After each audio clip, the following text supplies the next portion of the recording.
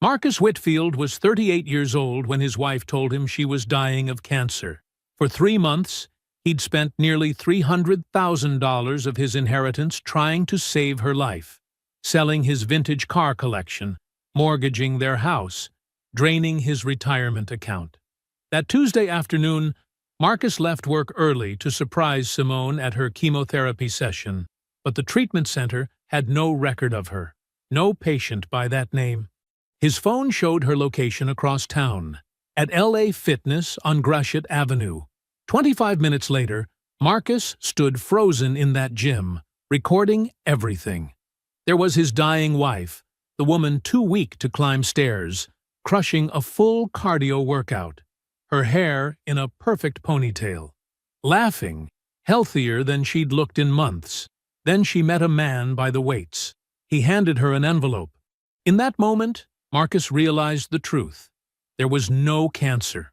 She'd stolen $300,000 through an elaborate lie, and she had no idea he was watching. What Marcus did next would cost Simone everything she thought she'd hidden away. But standing there with his phone still recording, he made a decision that would destroy her completely. Before we jump into the story, comment where in the world you are watching from and subscribe, because tomorrow's story is one you need to hear. Marcus sat in his dimly lit home office, the blue glow of his laptop screen illuminating stacks of medical bills. Another $127,000 in treatment. He rubbed his tired eyes, glancing at the empty space on the wall where photos of his prized vintage cars once hung. 3 weeks ago, he'd watched his 1967 Mustang and restored Chevelle roll away on transport trucks, $85,000 that vanished into the endless void of medical expenses. The clock read 11:42 p.m. Simone was already asleep upstairs, exhausted from what she called a rough treatment day. Tomorrow would start early, 5 a.m. like every day now. He'd need to prep her special anti-nausea breakfast before heading to work. Organic steel-cut oats, fresh berries, ginger tea with honey. The nutritionist had been specific about the importance of maintaining weight during chemotherapy. His mind drifted back to that devastating day 2 months ago.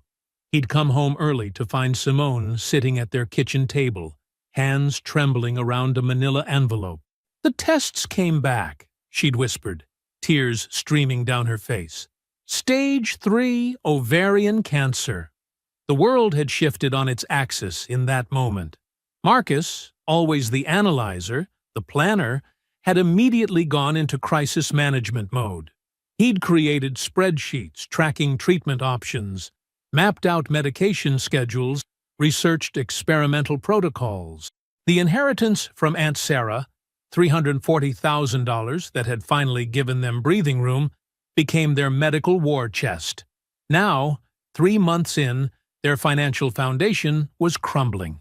Beyond the cars, he'd taken out a second mortgage for $120,000 and withdrawn $95,000 from his retirement accounts. The penalties hurt, but what choice did he have? You couldn't put a price on your wife's life. He opened his treatment tracking spreadsheet, adding notes from today. Something nagged at him about Simone's energy levels. She'd seemed almost bouncy this morning, her hair still thick and shiny despite months of supposed chemotherapy. But different people responded differently to treatment, right? He'd read about that online. His phone buzzed, a text from his sister, Rochelle. "Just checking in. How's she doing with the new protocol?" Marcus sighed. Rochelle meant well, but her questions lately had taken on an edge he didn't like.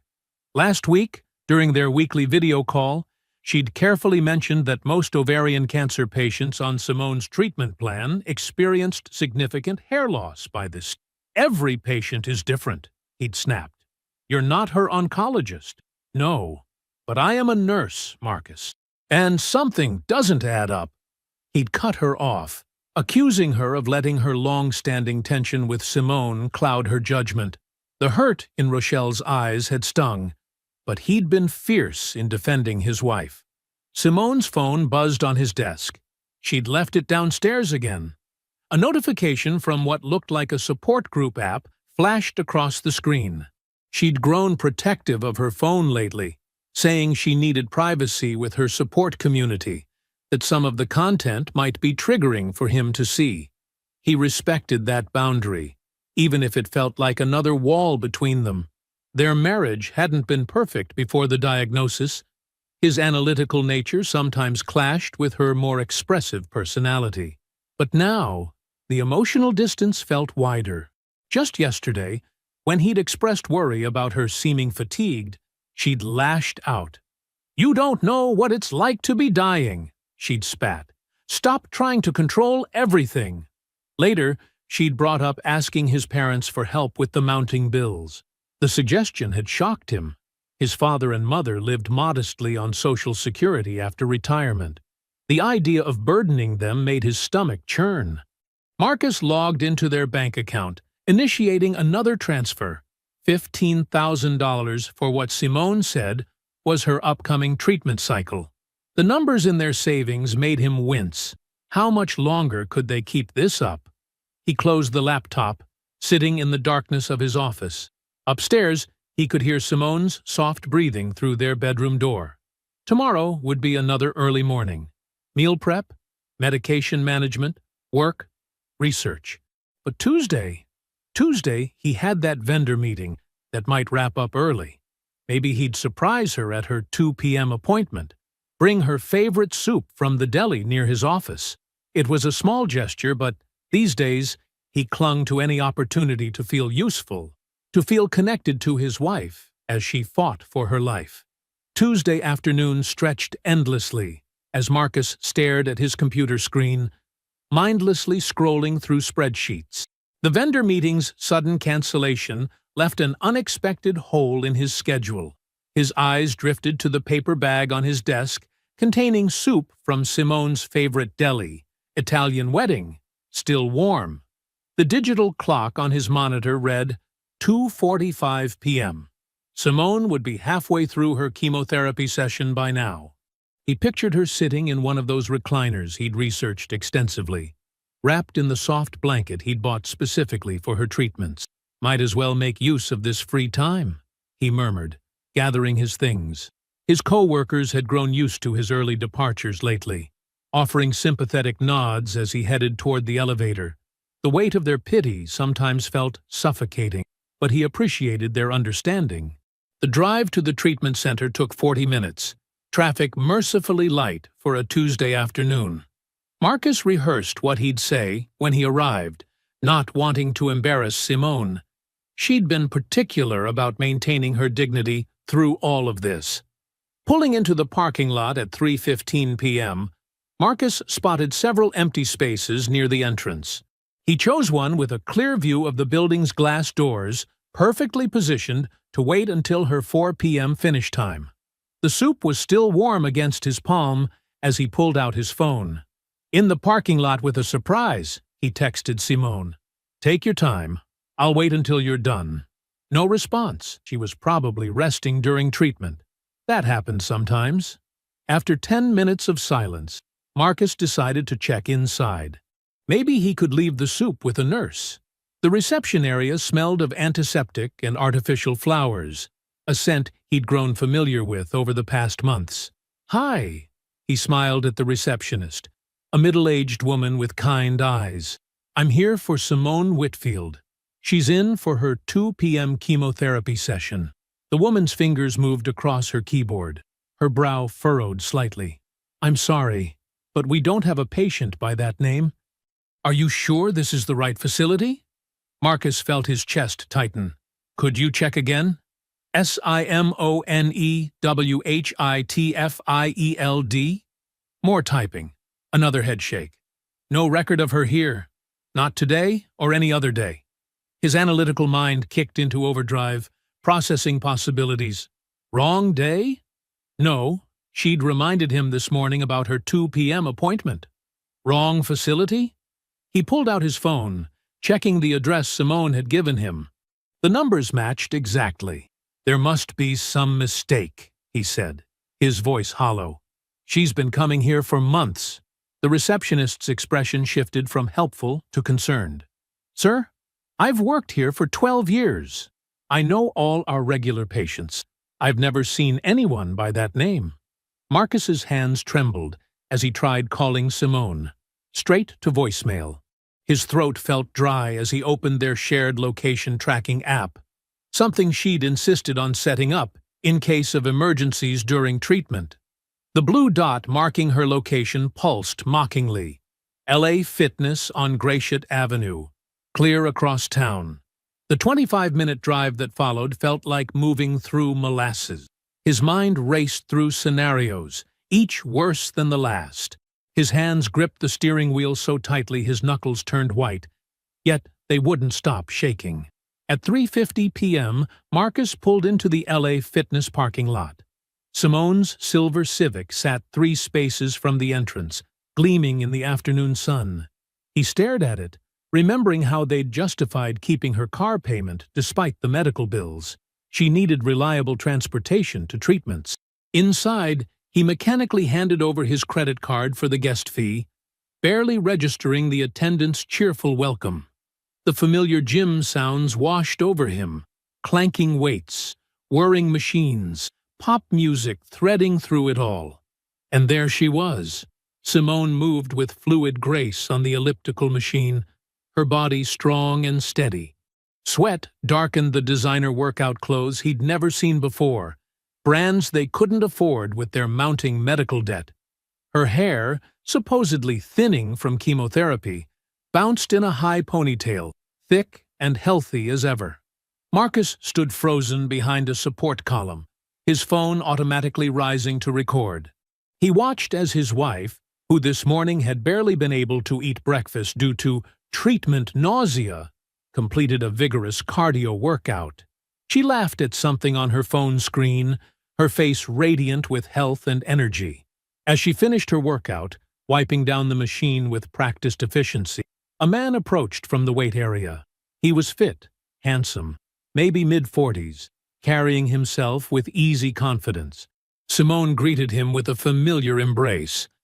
Not romantic, but comfortable, practiced. They spoke animatedly, their body language suggesting long acquaintance. The man reached into his gym bag and handed Simone an envelope. Marcus's phone captured it all. The conversation, the envelope exchange, their easy rapport. His hands were steady now, filmmaker still, as he documented the collapse of his reality. When Simone and the man separated, Marcus followed her at a distance toward the locker room hallway. He waited, phone still recording, as she emerged fresh and glowing. Then he stepped directly into her path. "Hey, baby." He watched the emotions flash across her face like slides in a projector. Shock, panic, and then, most telling of all, an almost instantaneous recalibration into exhaustion. The mask she'd worn for months slipped, just for a moment, revealing something calculating underneath. Simone's voice quavered as she stammered, "Marcus? What are you doing here?" Her eyes darted around the hallway, scanning for escape routes like a cornered animal. "Surprising my sick wife." Marcus's voice came out cold and controlled, surprising even himself. "Except, you're not at chemo. You're here, looking healthier than you have in months." Simone's hand fluttered to her throat, a gesture he'd seen countless times during her symptoms. Now it looked rehearsed, theatrical. "I can explain. Dr. Morrison said light exercise would help with my treatment. I didn't want to worry you." "Stop!" Marcus held up his phone, still recording. "I went to the treatment center, Simone. They've never heard of you." For just a moment, the mask cracked completely. Marcus saw something he'd never witnessed in 8 years of marriage. Raw calculation and fear in his wife's eyes.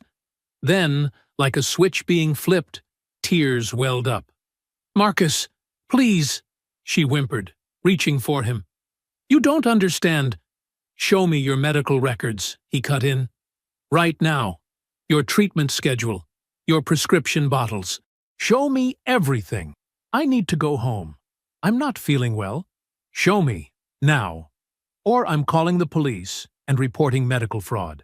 He watched as Simone cycled through tactics with frightening efficiency. First came more tears, then righteous anger. How dare you ambush me like this?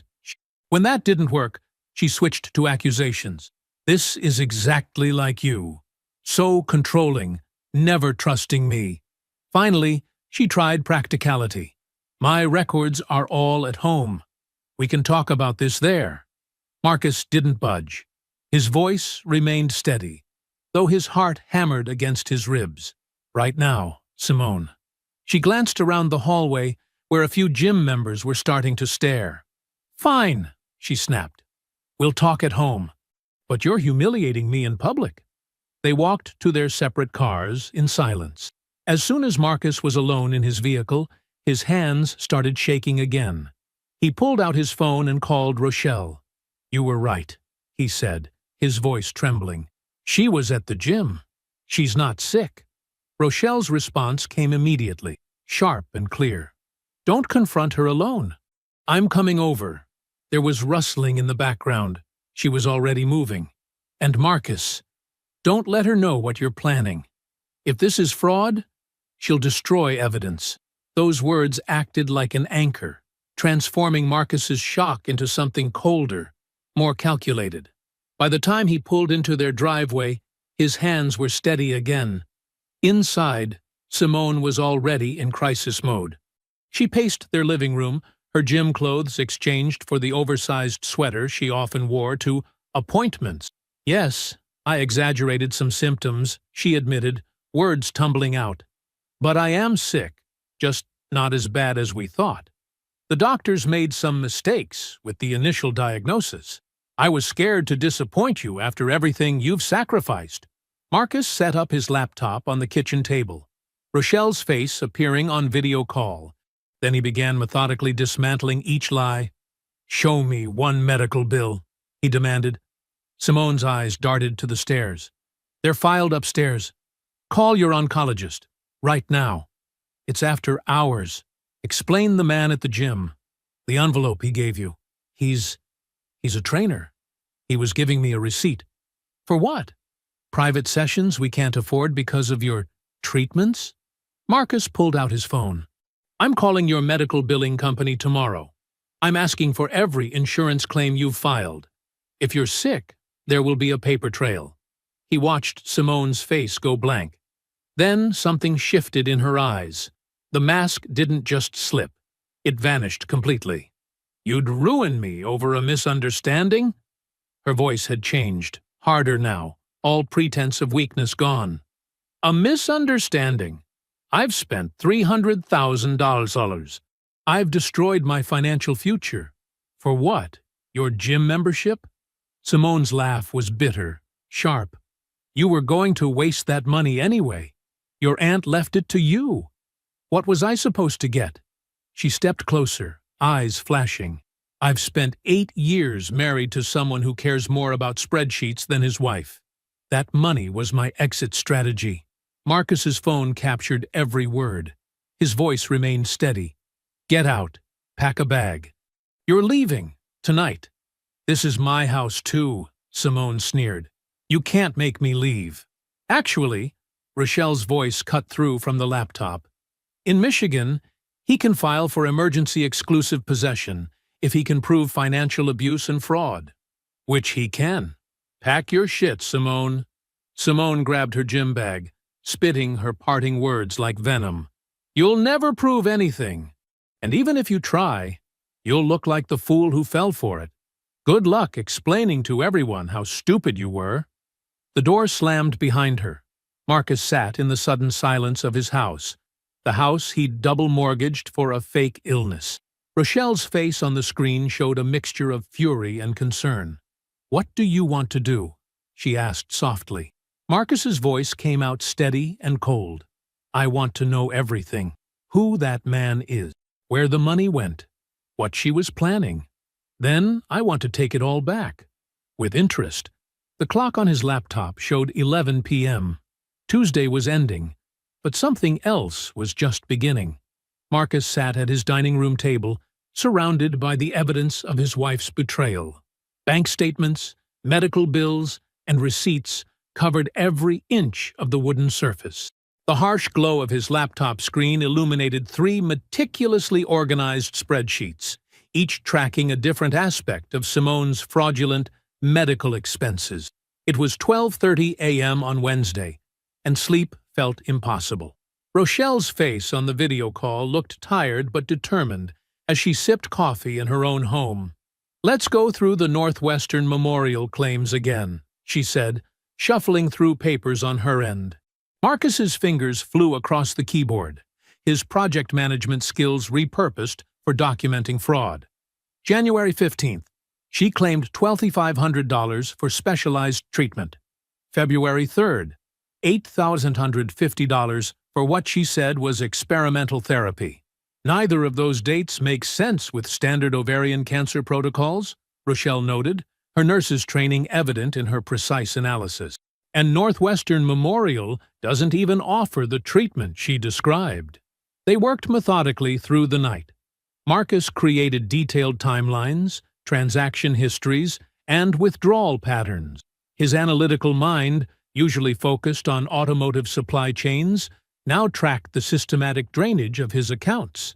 Every few hours, Rochelle would call another medical facility using the information from papers Simone had left behind. University of Michigan Medical Center has no record of a patient named Simone Whitfield, Rochelle reported after one call. Neither does Henry Ford Hospital. At 3 a.m., they examined the prescription bottles Marcus had found in Simone's drawer. Under the harsh kitchen light, Rochelle guided him through checking the labels. "These are vitamin D supplements," she said, her voice tight with anger. She just pasted fake pharmacy labels over them. By sunrise, Marcus had compiled everything into a comprehensive document. His eyes burned from staring at screens, but his mind remained sharp. At 7 a.m., he called DeAndre, his friend who worked as a forensic accountant. "I need your help," Marcus explained, his voice hoarse. "My wife's been stealing from me. I need to know how much and where it went." DeAndre's response was immediate. "Send me everything you have. I'll start right now." Marcus emailed his files and called in sick to work, citing a family emergency. His boss, hearing the strain in his voice, didn't question it. Throughout Wednesday morning, DeAndre's findings trickled in through urgent emails. Each revelation hit Marcus like a physical blow. The first bombshell landed at 2 p.m. Simone had been making systematic withdrawals for 18 months before the inheritance, always just under $500, the threshold Marcus monitored for unusual activity.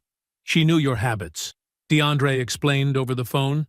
"Knew you'd notice larger amounts, but these small withdrawals added up to $47,000 over time." Marcus felt sick. While he'd been planning their future, Simone had been plotting her escape. The investigation into the mystery man from the gym yielded equally devastating results.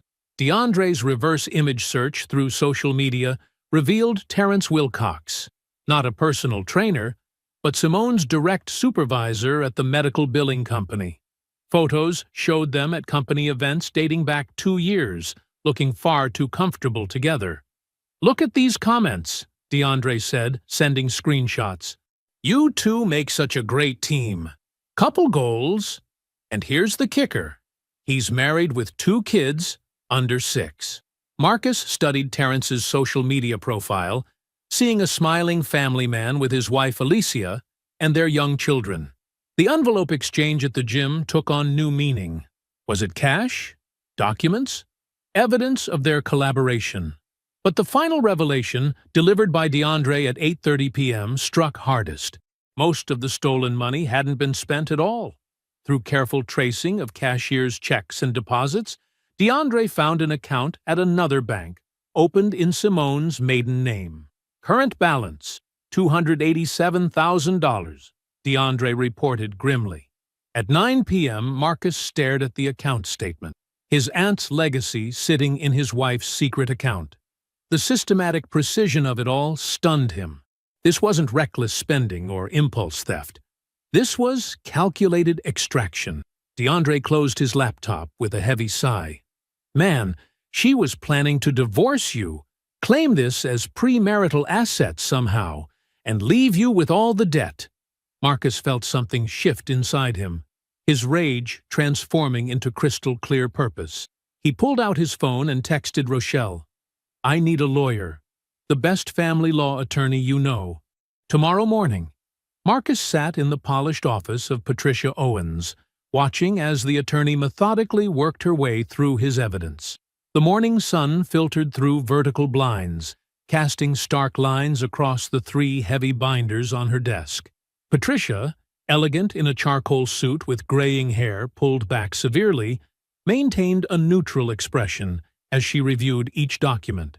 "Play the confession recording again," she requested, leaning back in her leather chair. Marcus tapped his phone, and Simone's voice filled the room. "You were going to waste that money anyway. Your aunt left it to you. That money was my exit strategy." Patricia's eyes narrowed. She made another note on her legal pad, then lifted the gym surveillance photos. "And this man, Terrence Wilcox, he's her direct supervisor at the medical billing company?" "Yes," Marcus confirmed. "DeAndre found evidence they've known each other at least 2 years.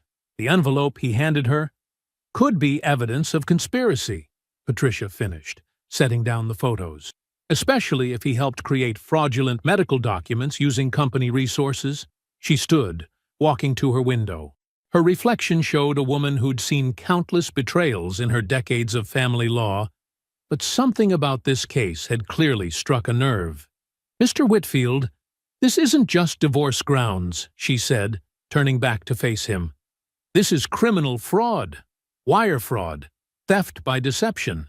And if Mr. Wilcox was involved in creating fake medical documentation, that's conspiracy."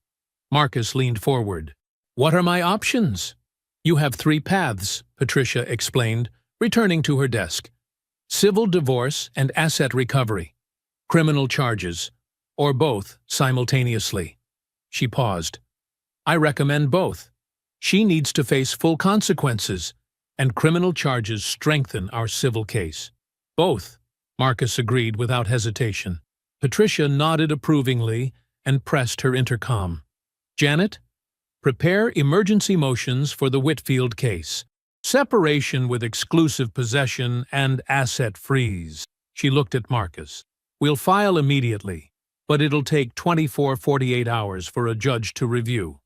The rest of Thursday became a blur of strategic planning. Marcus called his boss, explained he needed a week off for a serious family emergency. The understanding in his supervisor's voice made it clear the strain was showing. DeAndre met him for lunch, bringing more financial analysis. "I'll have court-ready documentation by Monday," he promised. "Every dollar she took, every pattern of theft. It'll be bulletproof." Rochelle joined them, medical references spread across the table. "I've documented every impossibility in her claimed symptoms," she said. "No ovarian cancer patient on her supposed protocol could maintain her level of physical activity. The gym video proves it." That afternoon, Marcus sat in his home office, staring at a blank email screen. The decision to contact Terrence's wife hadn't come easily, but Patricia had been clear. If Terrence helped facilitate fraud, he was legally culpable. Marcus typed carefully, then deleted and retyped several times before settling on, "Your husband has been spending significant time with a woman named Simone Whitfield. You deserve to know." He attached the gym photo showing Terrence passing the envelope, added the timestamp, then hit send at exactly 8 p.m. By evening, Marcus found himself in a warmly lit office, sitting across from Dr. Yvonne Mitchell. The therapist, recommended by Patricia, specialized in betrayal trauma. "Documentation of psychological impact matters for court," Dr. Mitchell explained, "but that's secondary. Your mental health comes first. How are you sleeping?" "I'm not," Marcus admitted. "Every time I look at our bed, I see 8 years of lies." They spent an hour working through his immediate coping strategies. Dr. Mitchell's calm pragmatism helped ground him, giving him tools to manage the waves of anger and grief. At 11 p.m., Marcus's phone buzzed with confirmation that Patricia's emergency motions had been filed. A hearing was scheduled for Friday afternoon. He stood in his kitchen, technically still the marital home, but everything felt tainted. The coffee maker, where he'd prepared Simone's morning coffee during her illness. The dining room table where they'd planned her treatment. The couch where she'd cried her fake tears. He checked his phone one last time. The court filing notification glowed on the screen. Tomorrow would bring the first legal consequences. Tomorrow, Simone would learn that her careful plans were unraveling. But tonight, Marcus had to somehow sleep in this house full of ghosts. Friday afternoon sunlight filtered through the tall windows of the Wayne County Courthouse. As Marcus sat beside Patricia in the nearly empty courtroom, the wood-paneled walls and heavy furniture gave the space a weight that matched the gravity of the moment. Judge Harrison, a veteran jurist with silver hair and reading glasses perched low on his nose, methodically reviewed the emergency motions before him. "Ms. Owens," the judge addressed Patricia, "you're seeking both exclusive possession and an emergency asset freeze?" "Yes, Your Honor," Patricia responded, her voice carrying clear authority. "We have substantial evidence of systematic fraud and financial exploitation."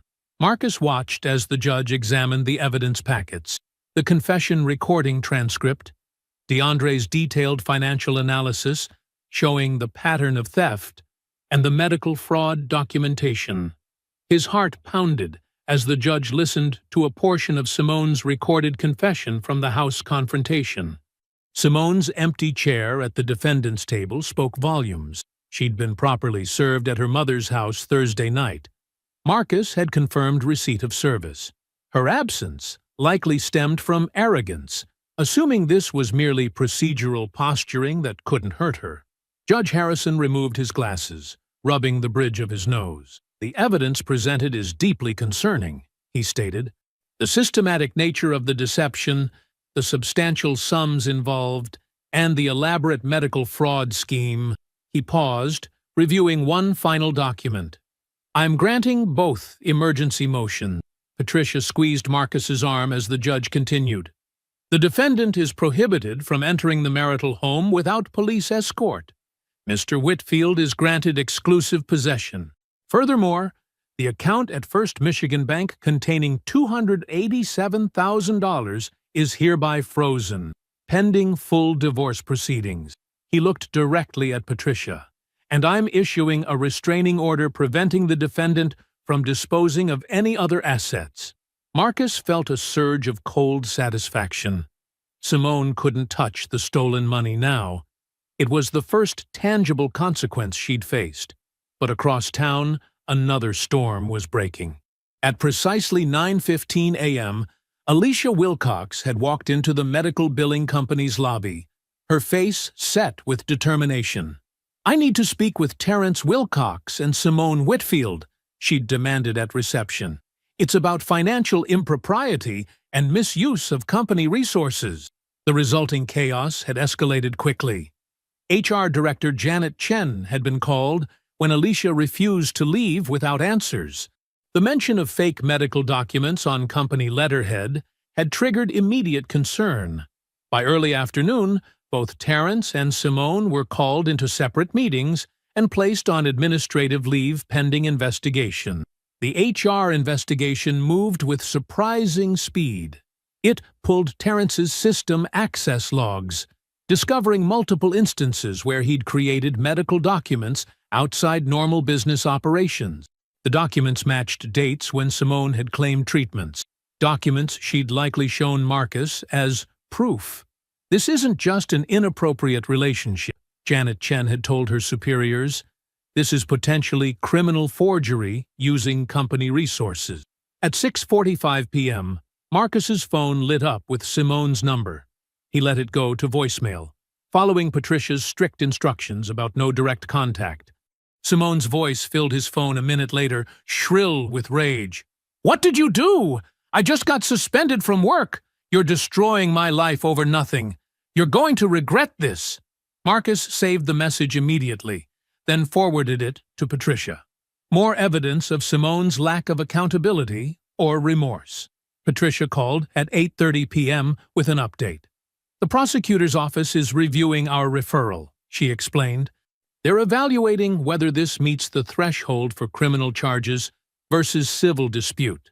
But Marcus, he could hear the satisfaction in her voice, the systematic nature of the deception, the forged medical documents, the hidden account.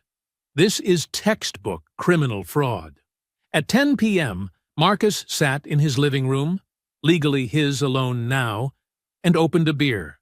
The house felt different with the court order in place. Less haunted by deception, more like a space he could reclaim. His phone buzzed. "Rochelle, how are you holding up?" his sister asked. Marcus took a long drink before answering. "It feels strange," he admitted. "Not victory, not really satisfaction. More like grim determination. You know why she did all this, right?" Rochelle's voice was gentle. "She thought you'd be too embarrassed to fight back." "Yeah," Marcus said, looking around at the home he'd nearly lost. "She was wrong about that." "The hard part's coming," Rochelle reminded him.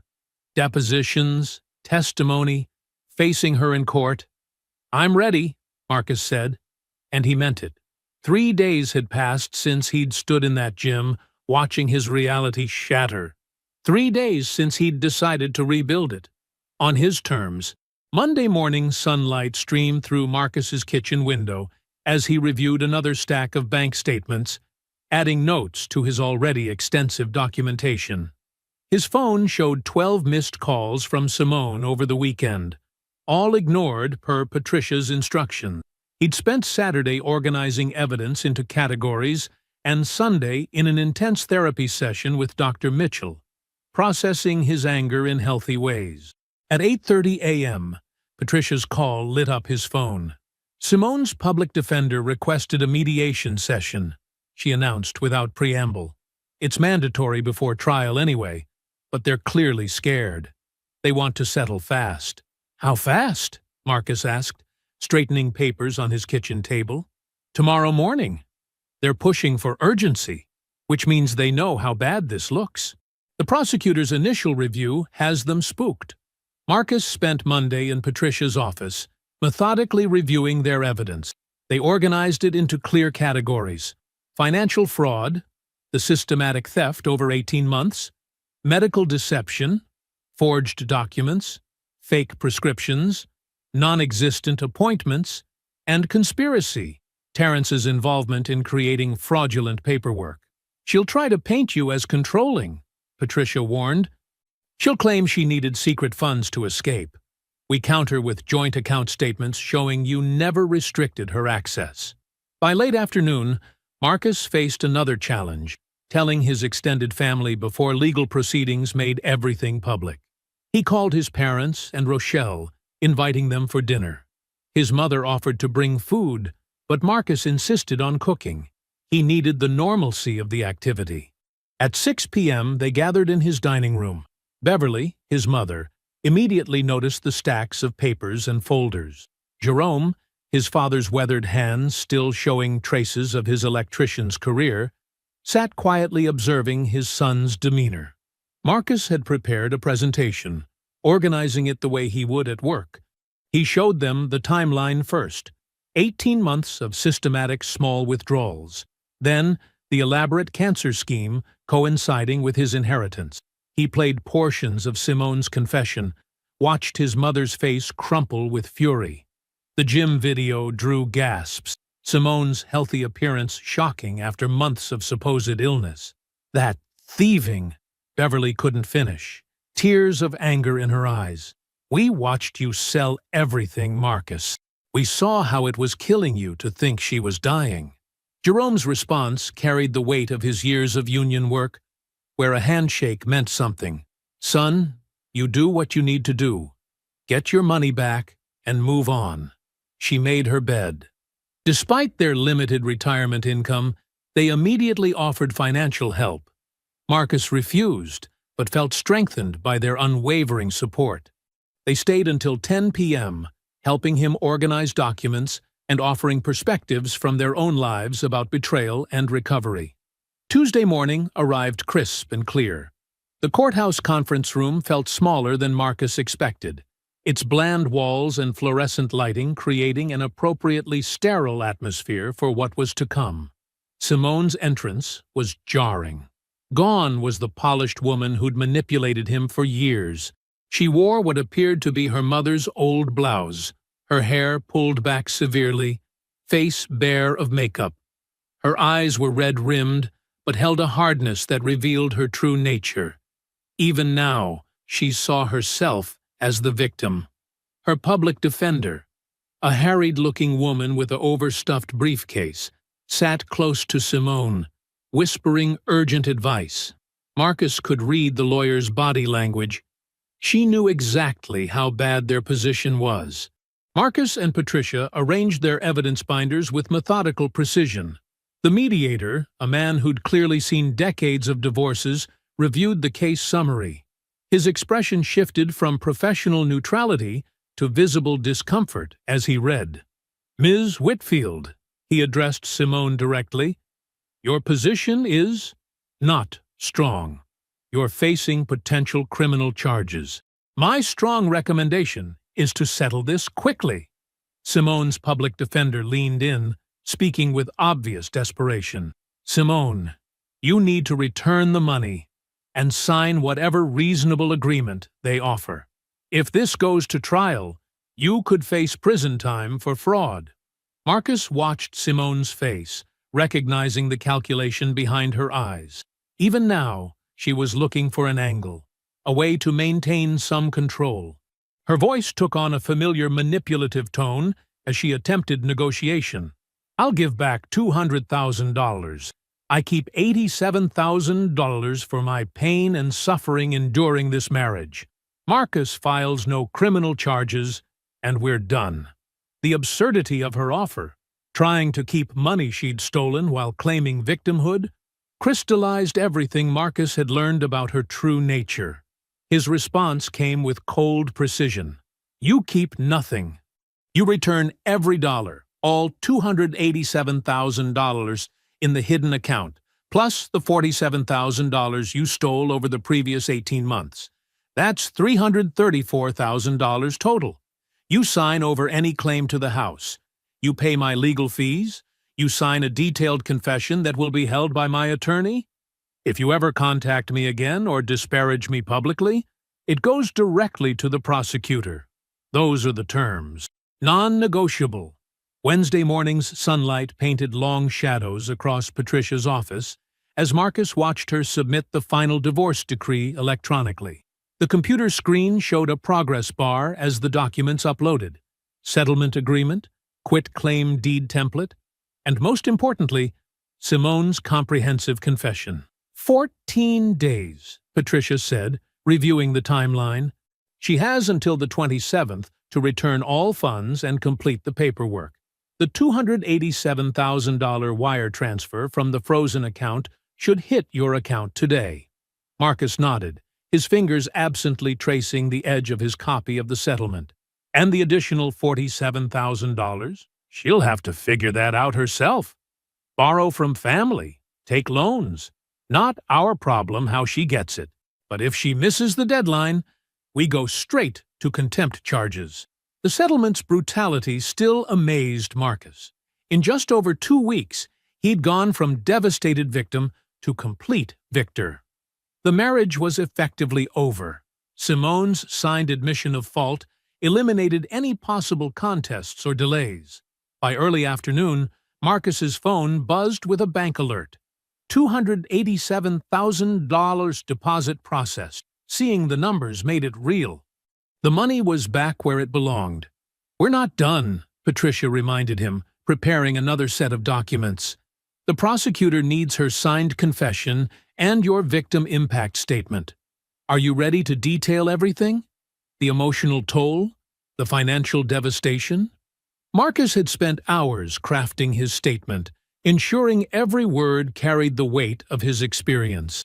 He described selling his cherished cars, thinking they'd save his wife's life, the sleepless nights researching treatments that never existed, the shame of asking friends for recommendations for oncologists who would never see Simone, because she was never sick. Thursday brought swift action. Angela Reeves, the prosecutor assigned to the case, filed criminal charges by mid-morning: wire fraud, theft by deception, and financial exploitation of a family member. Marcus watched from his office as local news reported Simone's arrest at her mother's house. She was processed and released only after her mother mortgaged her home for bail money, another cost of Simone's deceptions spreading to those around her. DeAndre's discovery of the GoFundMe scheme had particularly infuriated Marcus. The page featured Simone's best sick photos, carefully staged to look gaunt and tired. Her posts spoke of experimental treatments insurance wouldn't cover, tugging at strangers' heartstrings. The $12,000 she'd raised came from people who thought they were helping save a life. Marcus compiled everything for GoFundMe's fraud department: the confession, criminal charges, proof of her perfect health. The platform's response was immediate: full refunds to all donors and a permanent ban for Simone. The GoFundMe fraud actually makes the criminal case stronger, Angela explained, when Marcus provided her the additional evidence. It shows pattern and premeditation. She didn't just steal from you, she systematically defrauded multiple victims. Friday brought the culmination of the medical billing company's investigation. Marcus received a call from their HR director asking him to verify certain details. By afternoon, both Simone and Terrence were terminated for cause. The company's report to the state licensing board was damning. Terrence had abused his credentials and system access to create fraudulent medical documents, a serious ethical violation that would likely end his career. Terrence's world collapsed simultaneously. Alicia's divorce filing was aggressive and comprehensive. Her attorney had documented every suspicious transfer, every business loan to Simone, every lie Terrence had told to cover his involvement. The judge was unsympathetic to Terrence's claims of innocence. Alicia received full custody of their children, maximum child support, and most of their assets. Friday evening found Marcus in Angela Reeves's office, reviewing the plea deal she'd crafted. The prosecutor was a serious woman who spoke with precise clarity about consequences. 3 years supervised probation, she outlined. 500 hours of community service. Full restitution of your legal fees, $35,000, and most importantly, a permanent criminal record. What if she refuses? Marcus asked. Then we go to trial. With your evidence, her confession, and the additional fraud charges, she's looking at potential prison time. She has no defense and no money for a private attorney. She'll take the plea. Marcus considered this. Is it enough? Angela leaned forward, her expression firm. She'll be a convicted felon. She'll never work in healthcare or financial services again. She'll struggle to find housing or employment, and everyone will know what she did. That's justice. Marcus nodded slowly, processing the comprehensive nature of the consequences. 2 weeks since he'd stood in that gym watching his wife run on an elliptical machine during her supposed chemotherapy. 2 weeks that had transformed both their lives permanently. Monday morning's sun filtered through Marcus's office blinds as he read the email from Patricia. Simone accepted the plea deal, sentencing hearing next Tuesday at 10 a.m. His fingers hovered over the keyboard before typing his response. I need to see her before then. Can you arrange it? Patricia's reply came within minutes, professional and measured. Conference room at my office, tomorrow at 2 p.m. I'll be present as witness and counsel. Are you sure about this? Marcus was sure. Not for reconciliation, that bridge had burned to ash, but for understanding. For 3 weeks, the question why had haunted his nights more than the betrayal itself. Arrange it, he wrote back. That evening, Marcus prepared for the meeting with Dr. Mitchell during their regular therapy session. The trauma specialist's office had become a sanctuary of sorts over the past weeks, a place where he could process the seismic shifts in his life. What do you hope to gain from this conversation? Dr. Mitchell asked, her notepad balanced on her knee. Truth, Marcus replied. Not excuses or manipulation. Just truth. And if she can't or won't give you that, then at least I'll know I tried. That matters to me. Tuesday afternoon arrived with heavy clouds threatening rain. Marcus arrived at Patricia's office early, reviewing case notes to steady his nerves. Patricia met him in the lobby, her expression concerned but supportive. Remember, she advised, you're in control here. We can end the meeting the moment you want to. When Simone entered the conference room, Marcus barely recognized her. The woman who'd radiated charismatic energy just weeks ago looked hollowed out, aged beyond her years. Her designer clothes were replaced by plain slacks and a sweater that seemed borrowed. Her makeup-free face showed the strain of recent weeks. Patricia sat at the end of the conference table, legal pad ready, creating professional distance between the former spouses. The room felt charged with unspoken words. Why? Marcus began, his voice steady. 8 years. Why did you hate me enough to do this? Simone's hands folded and unfolded in her lap. The silence stretched until Marcus thought she wouldn't answer. When she finally spoke, her voice was raw but clear of the manipulative performances he'd grown to recognize. I didn't hate you, she said. That was the problem. You were fine. Safe. Boring. When your aunt died and you got that money, I realized I was going to spend the rest of my life being fine. Terence offered excitement. The money offered freedom. Her mouth twisted slightly. I convinced myself I deserved it more than you did because I'd sacrificed my dreams to be married to someone who never really saw me. Marcus absorbed this, feeling the words land like physical blows. So, you decided to destroy me. I decided to choose myself, Simone replied quietly. I just didn't think you'd fight back. You never fought for anything in our marriage. I thought you'd just accept it and let me go. Marcus leaned forward, his voice taking on an edge. You were wrong about me. Completely wrong. Yeah. Simone nodded slowly. I was. The admission hung between them, neither victory nor defeat, just cold acknowledgement of truth. Marcus studied her face, searching for something he wasn't sure he'd recognize. Do you actually feel sorry? Or just sorry you got caught? Simone considered this, and for once, her answer seemed genuinely thoughtful. Both. I'm sorry I hurt you. I'm sorry I became someone who could do this. She paused. But mostly, I'm sorry I lost everything. Patricia's pen scratched quietly against paper, documenting every word. The room felt heavy with the weight of endings. I trusted you completely, Marcus said finally. Even when things weren't perfect between us, I never doubted your basic humanity. That's what you destroyed. Not just money, not just marriage, but the ability to trust. Simone's eyes showed a flicker of real pain. I know. No, Marcus corrected her. You don't know. You won't know until someone does it to you. And they probably will, because people like you, people who can justify anything, always find each other eventually. Rain began pattering against the conference room windows, nature's punctuation to his words. Simone had no response to this, and Marcus realized he needed nothing more from her.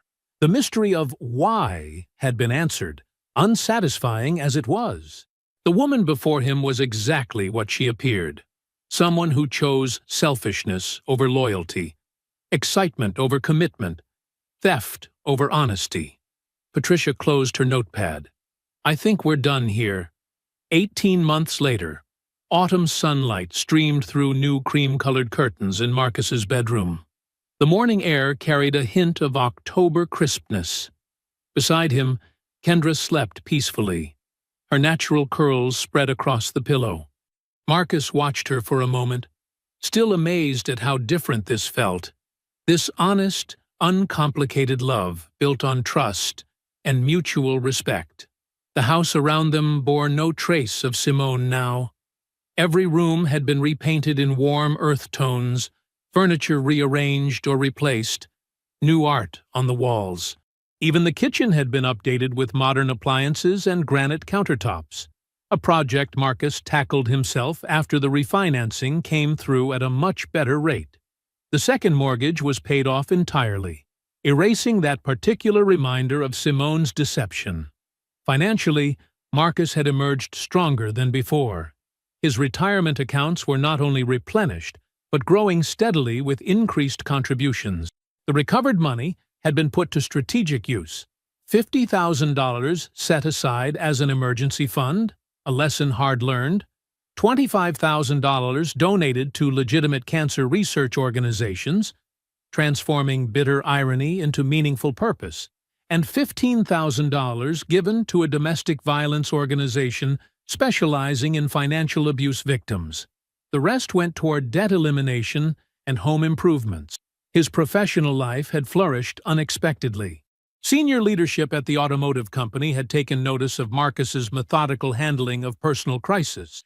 His ability to maintain high performance while systematically dismantling Simone's fraud impressed them.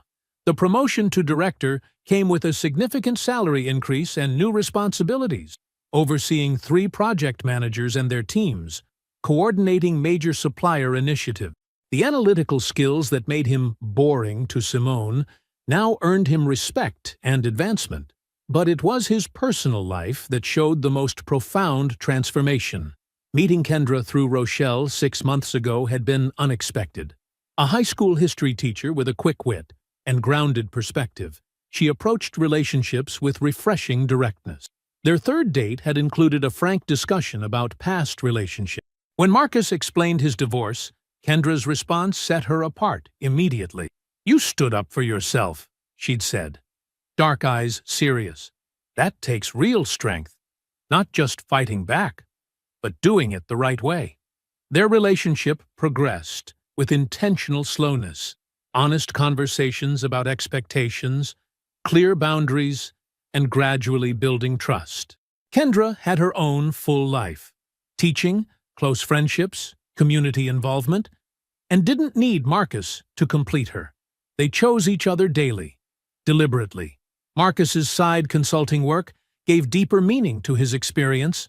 Working with other fraud victims, particularly men who felt ashamed to come forward, allowed him to transform trauma into purpose. He'd helped 7 clients so far, providing guidance on evidence gathering, legal strategy, and emotional recovery. The total amount recovered for his clients exceeded $400,000, each dollar representing someone reclaiming their power from betrayal. His relationship with Rochelle had deepened significantly. Weekly Sunday dinners became sacred tradition, their text conversations constant and supportive. Her engagement to Michael, an architectural engineer Marcus genuinely respected, felt like gaining a brother rather than losing a sister. The family bonds Simone had tried to strain had strengthened instead. Through mutual acquaintances, Marcus occasionally heard updates about Simone's drastically changed circumstances. She worked as a receptionist at a small dental practice, the only employment her fraud conviction allowed. Her apartment was in a declining neighborhood, her car a rusted Corolla with mounting mechanical issues. Monthly meetings with her probation officer kept her tethered to her choices. Her mother, once her strongest defender, now spoke to her rarely and with obvious disappointment. Former friends had evaporated, unwilling to associate with someone who faked cancer for profit. Terrence's situation was equally diminished. Working security at a warehouse, living with his elderly mother, struggling under massive child support payments, he blamed Simone entirely for his downfall, conveniently ignoring his own willing participation in the fraud. His bitter emails to their old colleagues painted him as an innocent victim of Simone's manipulation. 6 months ago, Simone had attempted contact through email. "I'm sorry. I know that doesn't matter, but I need you to know I understand what I did was wrong." Marcus had deleted it without response. Her understanding came far too late to matter. Marcus slipped quietly from bed, careful not to wake Kendra. Tonight, they were hosting dinner. Rochelle and Michael, DeAndre and his wife Lisa, Marcus's parents. The menu was already planned. His mother's lasagna recipe, garlic bread, roasted vegetables. Looking at the kitchen calendar, Marcus noticed Kendra had written Atlanta, Thanksgiving, in her neat teacher's handwriting. Meeting her family felt like another step forward, another piece of this new life falling perfectly into place. I hope you enjoyed that one. Be sure to like the video and subscribe so you don't miss the next story. I've picked out 2 more for you that I think you'll really like.